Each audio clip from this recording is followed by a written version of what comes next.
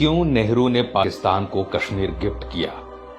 कश्मीर का राजा हिंदू था और लगभग 70% जनसंख्या मुसलमान थी।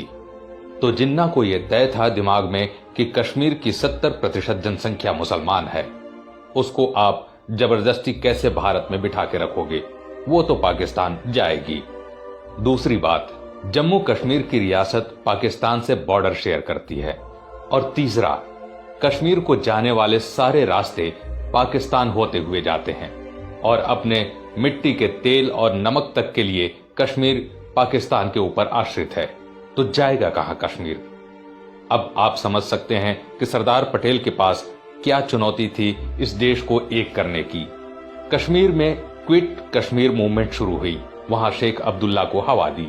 शेख अब्दुल्ला की शादी अंग्रेजों ने एक अंग्रेज मेम से करवाई थी। क्विट कश्मीर मूवमेंट शुरू हुई। राजा ने शेख अब्दुल्ला को धर लिया, राजद्रोह में नजरबंद कर लिया।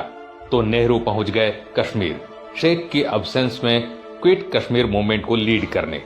उस क्विट कश्मीर मूवमेंट को लीड करने जिसको महात्मा गांधी ने झिड़का था, कहा था कि क्या कर रहे हो?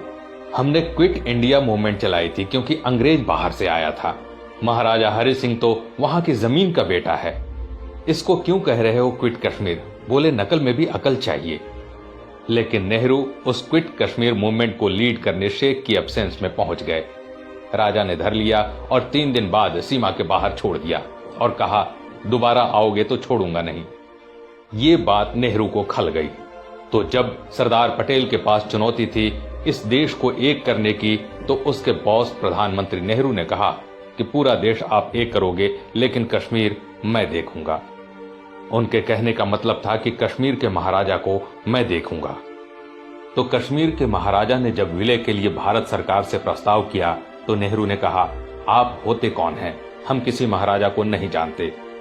उन्होंने कहा, वार्ता करने के लिए आपको शेख अब्दुल्ला को अपना प्रधानमंत्री नियुक्त करना पड़ेगा। उससे मैं वार्ता करूंगा, आपसे नहीं करूंगा। इस बीच पूरे देश का एकीकरण हो गया।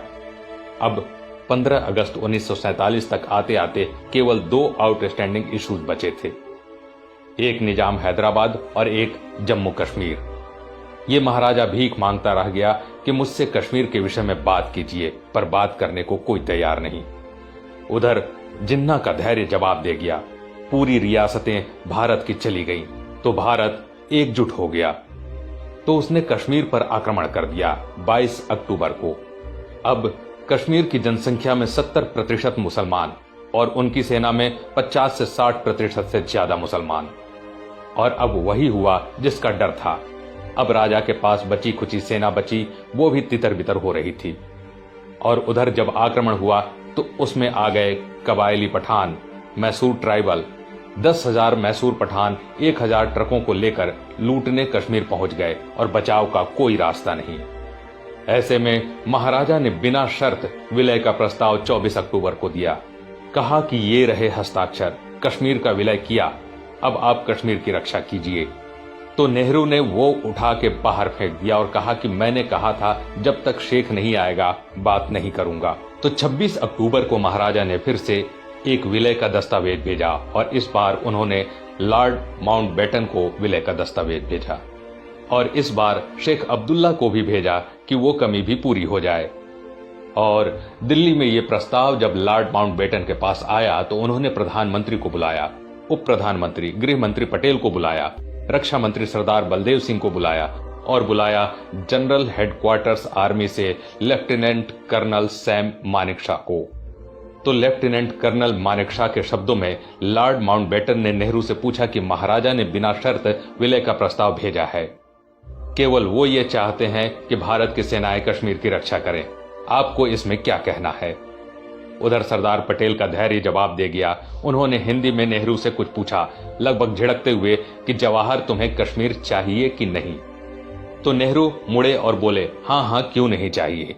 तो जैसे ही पटेल जी ने नेहरू जी से ये सुना, उन्होंने सैम मानेकशॉ को कहा, you got your orders now from the prime minister, go mobilize the forces and defend Kashmir. Kashmir का भारत के साथ सड़क का कोई संपर्क नहीं था, केवल एयरपोर्ट का संपर्क बचता था और वो भी घिर चुका था।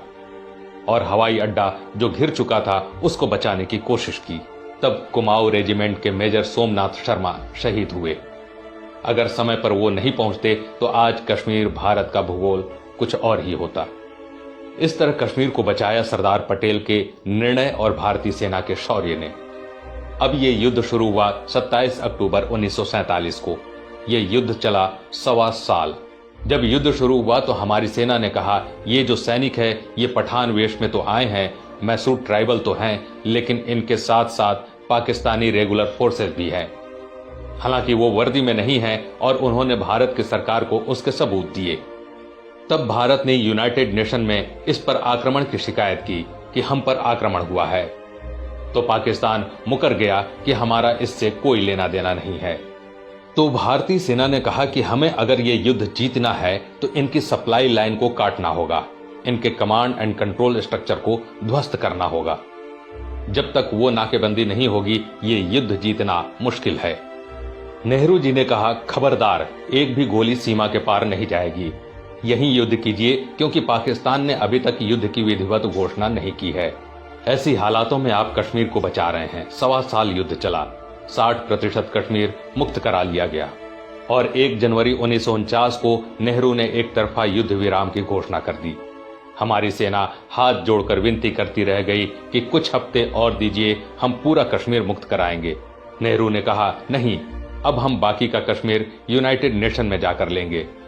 तो जान बचाकर भागती हुई पाकिस्तानी फौज को विश्वास नहीं हुआ कि तश्तरी में रखकर 40% कश्मीर भेंट कर दिया भारत ने उनको। दोस्तों, अगर वीडियो पसंद आए तो लाइक करिएगा।